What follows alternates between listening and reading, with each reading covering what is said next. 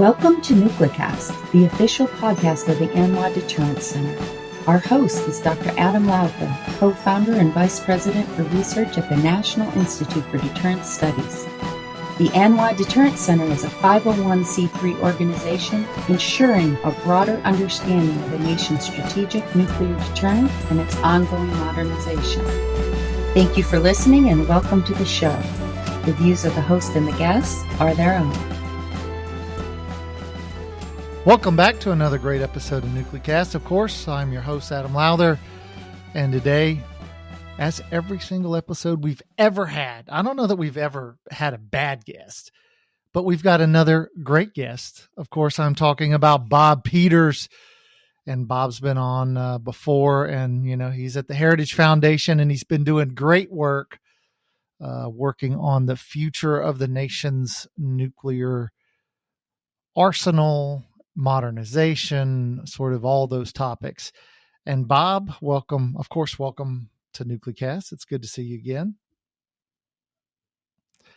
Now, you and Admiral Richard wrote a great piece recently for NIP, the National Institute of Public Policy, Keith Payne's outfit. And you wrote this nice article talking about escalation. And of course, I thought, it's a topic we really don't talk about much on NucleCast. So I thought, let's have Bob and let's talk about escalation. So tell everybody the article, the title of the article, so they can, of course, go find it and read it, and then sort of give us a synopsis of your argument. Yeah, thanks. So the piece is by, as you noted, Admiral Charles Richard, who's the former STRATCOM commander, and it's called On Escalation, a Tool to be Considered, Not Dismissed. You can find it in NIP, as you said. Also, Real Clear Defense carries it, and Heritage Foundation will be publishing a link to it as well off our website.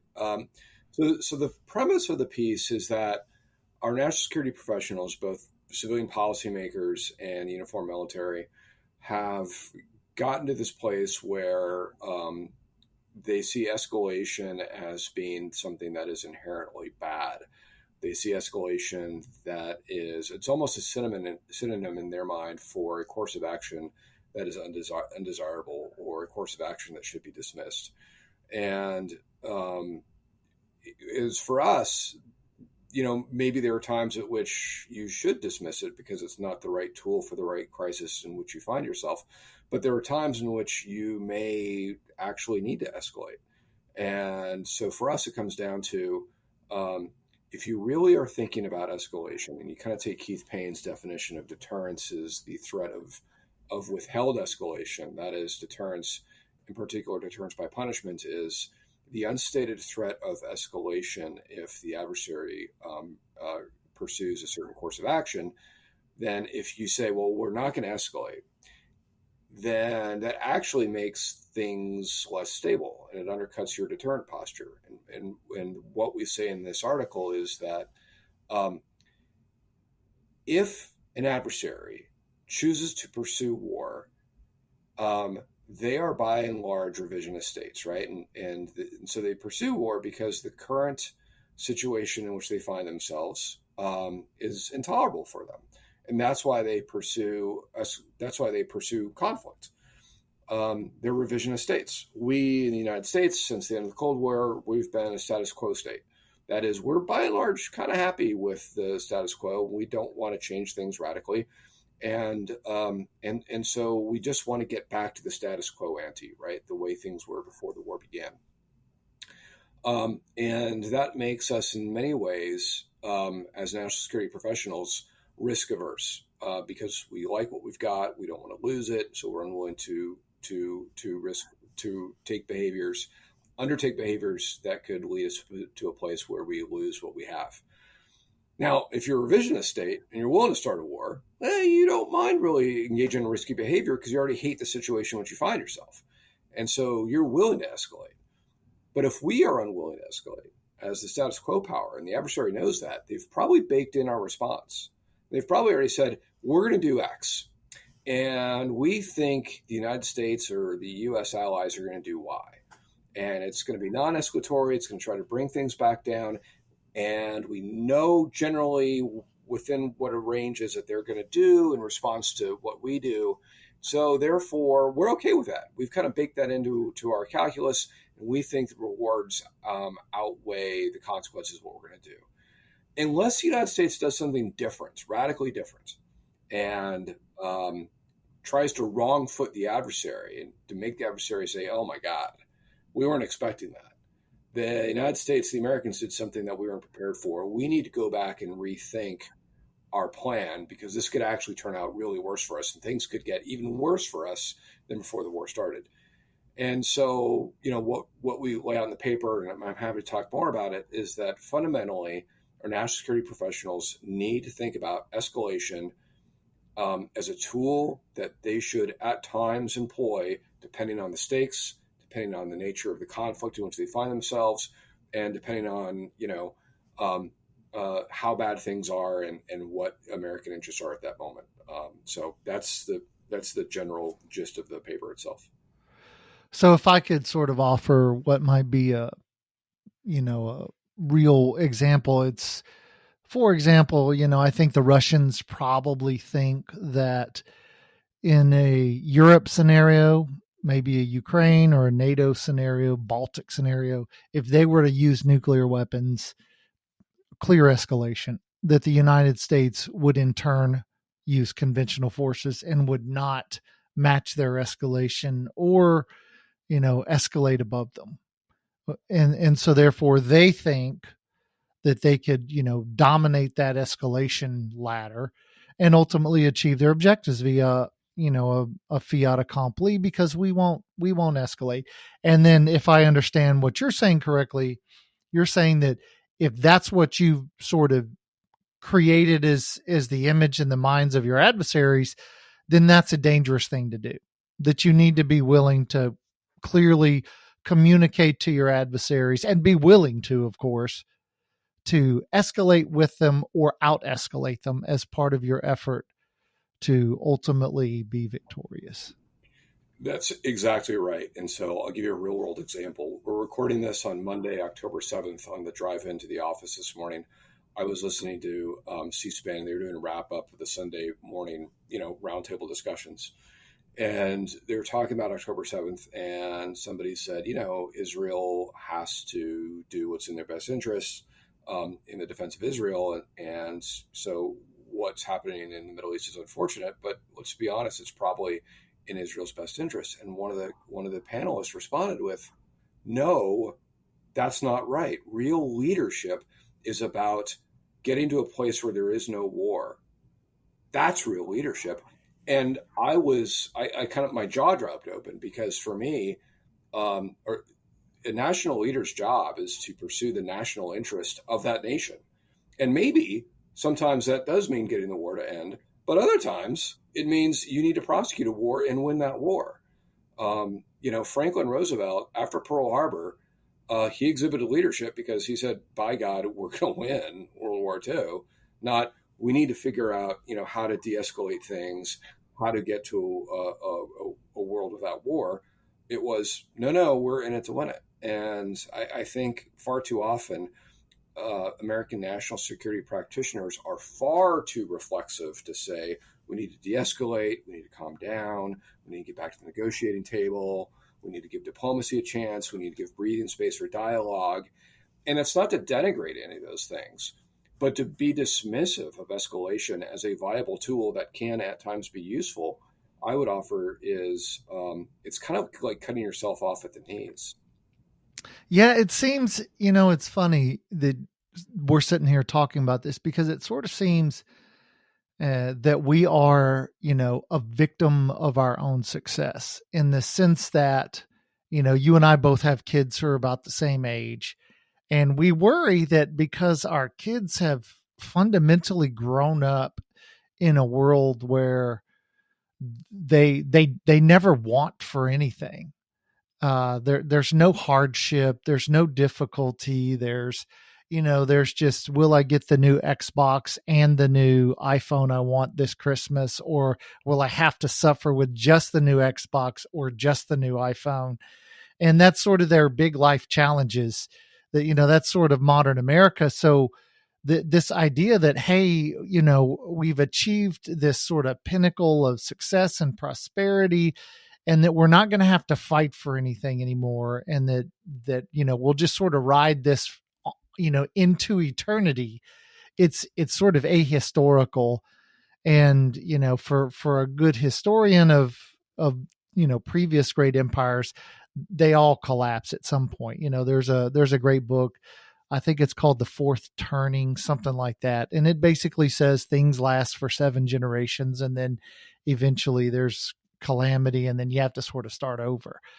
And that we're sort of at that point. And this view of escalation that, hey, we just got to always look for off ramps, we got to always look for peace, is, I think it's endemic of this attitude that, we want things to stay exactly as they are, and we don't want anything to change. And we're going to focus on making sure every kid has a new Xbox and iPhone, and that, the world's just going to stay great and wonderful. And there's sort of no willingness to sort of fight for, American prosperity.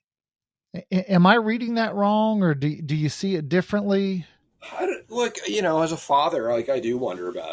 I think any parent does. In which, if you work hard and you apply the gifts and the talents that God's given you, and you are able to be a provider for your family, and then you see your kids grow up in a world in which they themselves personally don't know want or hardship. And, that's not to say that, they don't have hard times or bad days, as everyone does, right? But they go on some pretty cool family vacations, and they've got a mom and dad there that love them and give them hugs every night before bed. And they've got food in the refrigerator, and they've got warm clothes and a place to sleep that's dry and warm.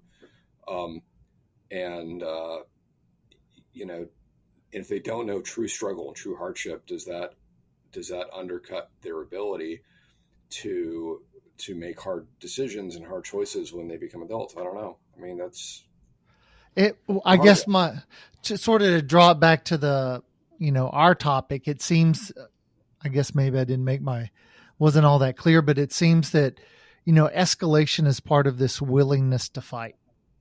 Yeah. And because of our prosperity, we seem to be more reticent to actually fight, because it's disruptive to our lifestyle. It's disruptive to our sort of comfort. I guess maybe that's the point I'm trying to make. Yeah. Yeah. Sorry.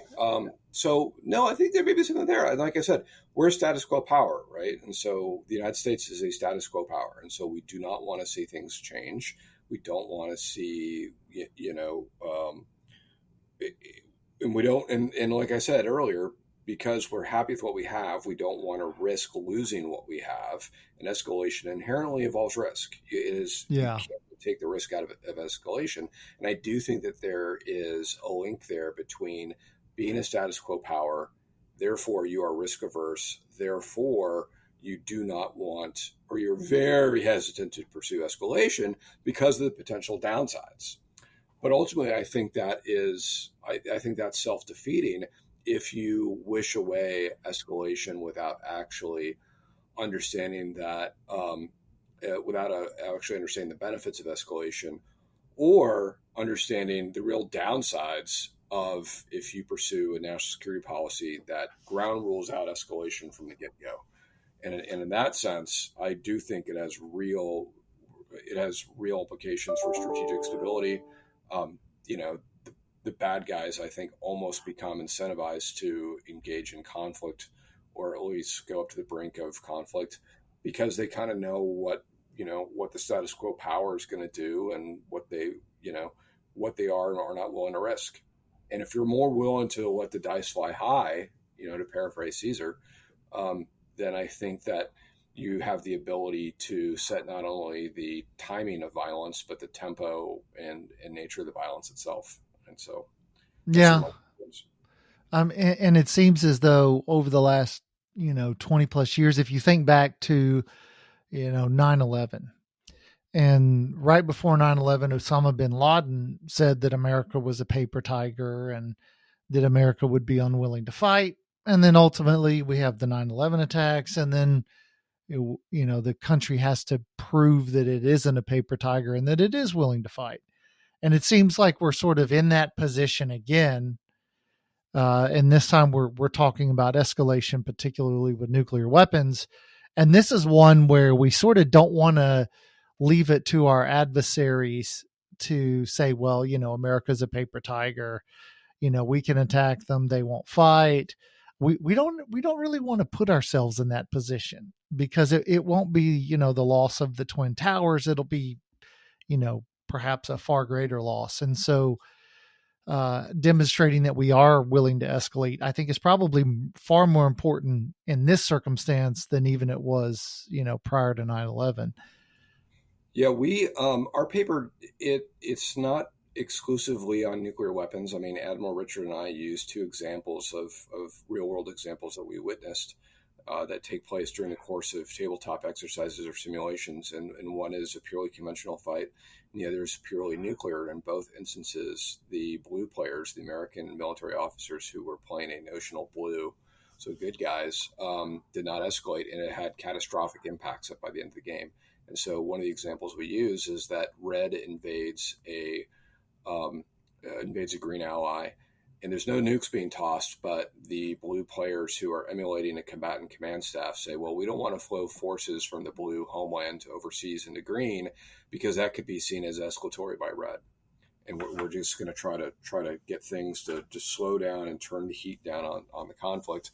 And so the consequence is that by move 3, they're getting their butts handed to them, and red has marched halfway across green, and there's no way for blue to stave off the fall of green capital without using nuclear weapons. And so at the end of the game, when asked what they would have done differently, in 06, a colonel responded with, boy, I sure wish we had flowed forces into theater and move 1.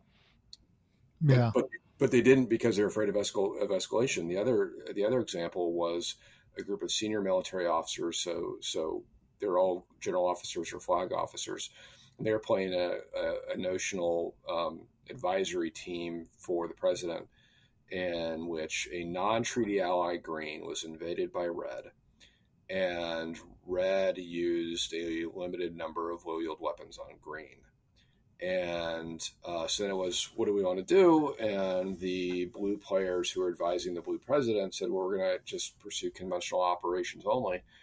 And red really paid no consequence for any nuclear employment. And so what happened was, by the end of the game, there were 41 additional nuclear detonations later, 41, that took place not only across non-treaty ally green, but across a number of actual treaty ally greens. Like, no kidding, they had a blue security guarantee. And at the end of the game, the players said, well, I guess we have to have a nuclear response now to get red to stop using these nukes. But it should come from our other nuclear-armed allies within the theater. It shouldn't come from the blue homeland, because that'll show that we're a unified alliance. So we're going to recommend that our treaty ally blues, who are also have nuclear weapons, should use their nuclear weapons in response. And it's maybe that's the right answer, maybe that's the wrong answer, who knows? But both groups were very hesitant to escalate, and they were very restrained. And, both examples that Admiral Richard and I used, blue got their butts handed to them. And so I think that this hesitancy, with all the caveats that go with, it's a simulation, it's a tabletop, you don't draw too much, but we've seen this time and time again, in which a hesitancy to escalate and accept risk, operational risk, creates real strategic challenges for blue. Well, it's that time of the show where we have to take a quick break, so we're going to do that. But when we come back, we've talked about the problem. So we've sort of identified this escalation problem and the unwillingness to be able to do it, or be willing to. I want to talk about why we're unwilling when we come back. So you're listening to NucleCast, and we'll be right back.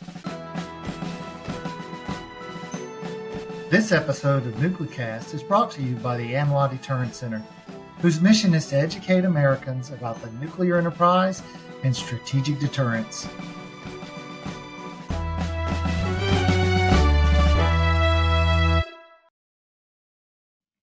And we're back. We're talking to Bob Peters about his great article on escalation. So we've clearly identified the problem. So what if you were to try to, explain why this is such a challenge for us, for the Americans, for whether it be civilian or military, because It's both.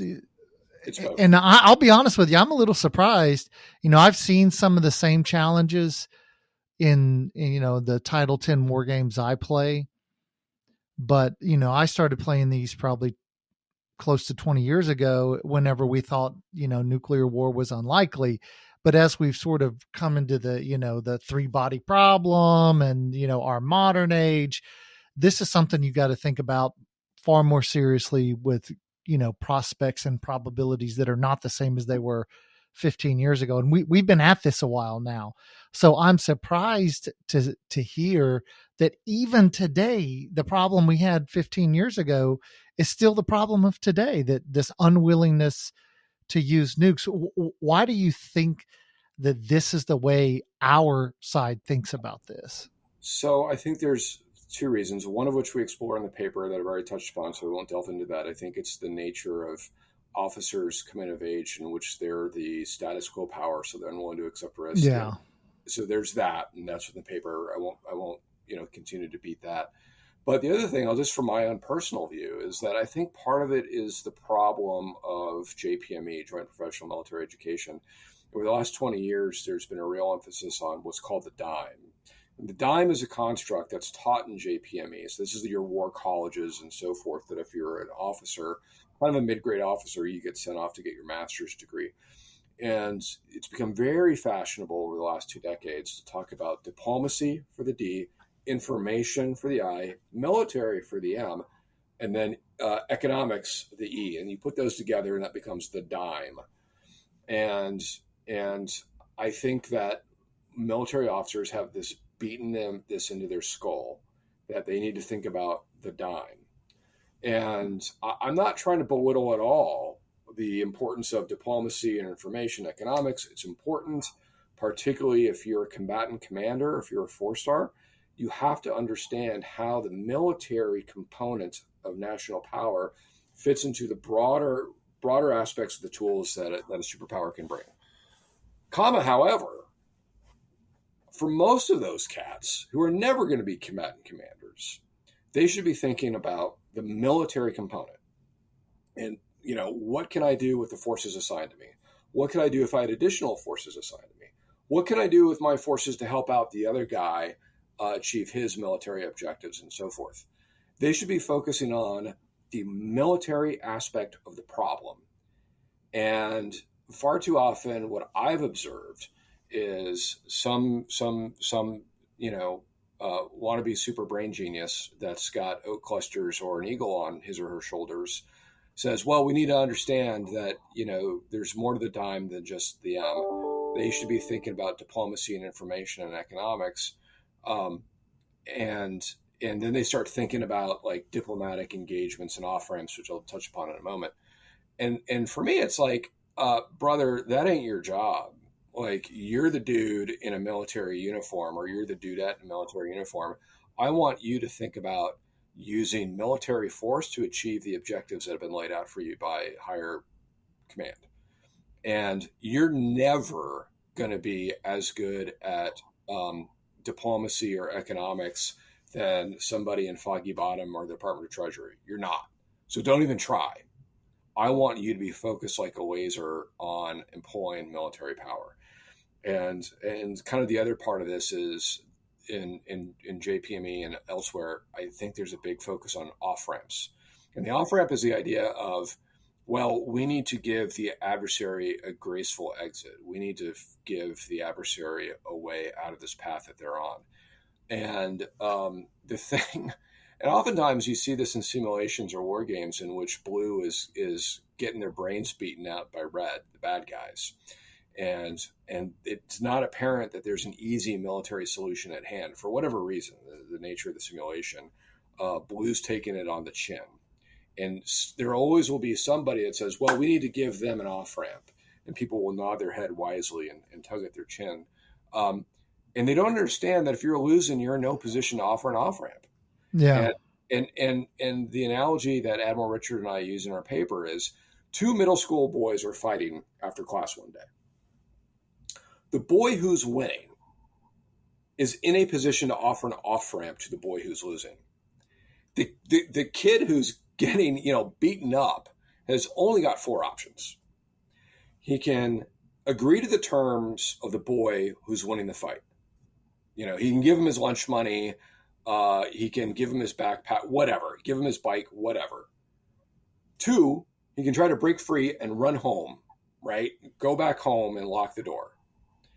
3, he can hope for outside third-party intervention or more allies to come save his bacon. Or lastly, he can come up with a bold new strategy to get victory out of this losing hand that he's been playing, right?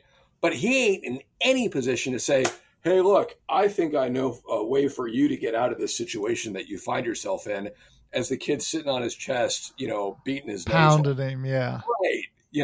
That was never going to work. But somehow we've got military officers that think as they're getting, again, their butts handed to them in a war game by Red, well, we just need to offer Red an off-ramp and then this war will end.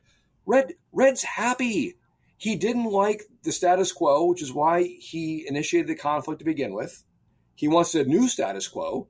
And so far, he's achieving it. Right. Yeah. He's winning. So why would he accept your off-ramp? To return to the status quo, by the way. Right. He ain't never going to accept the status quo ante if he's winning the war that he initiated.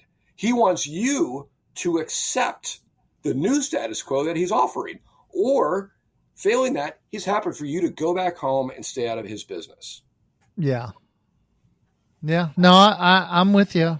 I mean, if you go back to the end of World War II and you look at the Japanese before they, we wanted unconditional surrender, and they said, well, we really don't want to do that. So if we drag this war on long enough and we kill enough Americans, maybe the Americans will give us the kind of a surrender we want. So, and we're saying that, these actual lessons that we should have learned, those aren't the ones to learn. We'll create new ones that these basic rules don't apply. Okay. So it's that time in the show before we run out. Bob the Genie comes out, no relation, by the way. And, you get 3 wishes. Bob Peters, unrelated to Bob the Genie. What is your first wish? That we would de-emphasize JPME, de-emphasize the dime within JPME. That's thing one. And that's not to say that's never taught, but like in JPME, they need to have a heart-to-heart with our military officers and our civilians to say, understand that the M is a broader portion of the dime. And these other things exist, but you guys and you gals are going to be focusing on the M. That's thing one. Is I think there needs to be some recalibration, a swing in the pendulum within JPME. Thing 2 is, I think we need to spend some more time actually thinking about what it means to be a status quo power versus a revisionist power at the highest echelons. And, yeah, for sure. And then that needs to trickle its way back down through the ranks to the mid-grade officers, because we've got to get out of this reflexive hesitancy to even conceptualize escalation. And we say in the paper that it even goes higher than combatant command 4-star level. You see this with Secretary of Defense and Secretary Blinken, in which they say, well, things in the Middle East need to de-escalate, or any strike on Iran would be escalatory. Well, maybe they would be escalatory, but that's not making the case for why that would be a bad thing. You make the case on its own merits as to why. I'm making something up. Israel striking the Iranian nuclear program would be a bad thing. Make that case on its merits. Yeah.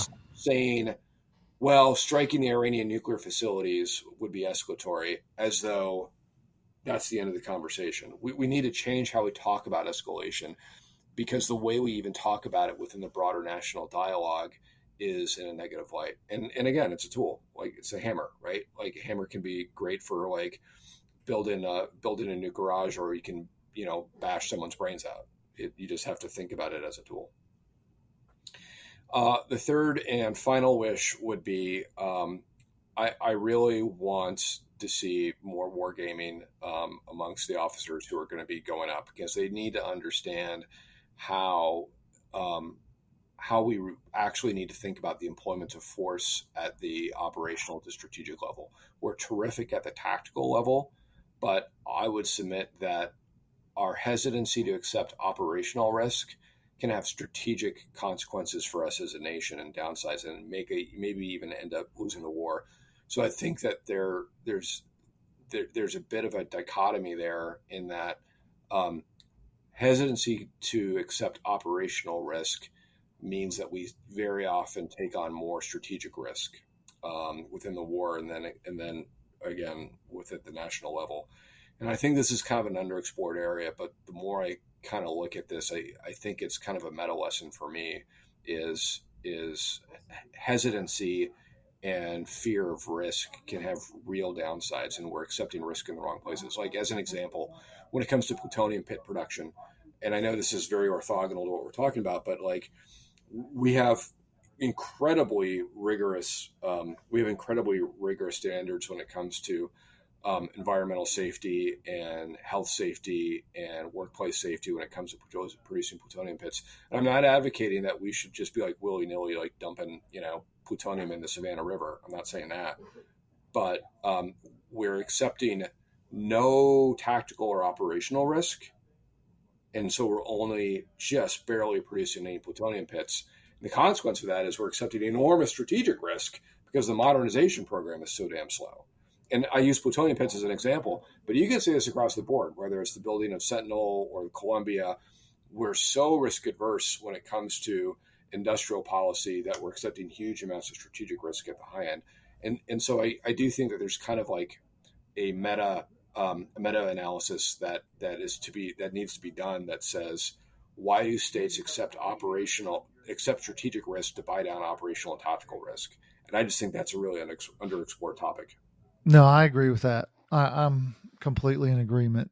And it seems like this concept of escalation, and it's almost reminds me of that scene, in what is it, Return of the Jedi, maybe, where they're going, where Luke and Obi-Wan they have, C-3PO and R2-D2, and the stormtrooper comes up and, Obi-Wan says, "These are not the droids you're looking for." And we just sort of do a hand wave and say, this is escalatory and that's bad. And it's just like, this is destabilizing and therefore bad.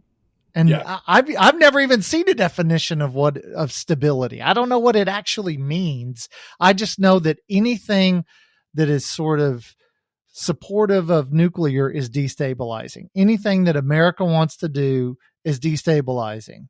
And so therefore can't do anything that's good for America. It's always destabilizing. Missile defense is very destabilizing. Why? Yeah. And there's never a rational explanation for why missile defense is destabilizing. Yeah. That's the challenge with, when you don't have large, sort of a statistical large N on which you can measure something, because we haven't fought nuclear wars, then it allows people to sort of make these generalizations that have no support, which is, part of our bigger challenge. But so one correction, Adam. Sure. That scene is not Return of the Jedi. That scene is from the end of the first act of the original Star Wars movie. Okay. All right. They were on the planet of Tatooine. Right? There we go. Obi-Wan Kenobi did the Jedi mind trick on the Stormtroopers. That is his second greatest events from the original trilogy of Star Wars. The first greatest, of course, is when he's on the planet Dagobah in Return of the Jedi, in which he's a ghost. And Ghost Obi-Wan, if you recall, has to sit down and take a break on a tree log next to Luke because the ghost gets tired. Which is the greatest Obi-Wan scene in the original Star Wars trilogy. Is Ghost Obi-Wan needs a break and has to take a seat. All right. Well, there you have it, folks. Unfortunately, we're out of time, so we'll end with a tired Obi-Wan sitting on a log as a ghost. Of course, Bob Peters, thanks for joining us. It was great talking. It's a great topic. I mean, you guys chose a great topic talk about, to highlight what is clearly an absurd perspective, but one that I would say is probably the dominant perspective. Yeah, I know. Absolutely. It is. All right. So thanks, Bob, of course. And thanks to you, the listeners, for joining us on this episode of NucleCast. And we'll see you next time. Well, great discussion about escalation. It's a hard topic. It's one that you don't have like lots of data that you can just analyze the data and come up with a crisp and clear answer. It's, one you sort of have to think through logically. And that's, of course, what makes it challenging. And for those that sort of dismiss the logic of it, and it's an emotional argument, and it's hard to argue emotion with logic. So I enjoyed the discussion with Bob. Hopefully you enjoyed it as well. This has been a production of the ANWA Deterrence Center, a 501c3 that seeks to educate key decision makers, stakeholders, and the public to ensure a broader understanding of the nation's strategic nuclear deterrent. Our executive producer is Kimberly Charrington, and this episode has been engineered and mixed by David Krunthal. Help us grow our followers by sharing it, and follow the show on LinkedIn, Facebook, and Twitter at NucleCast.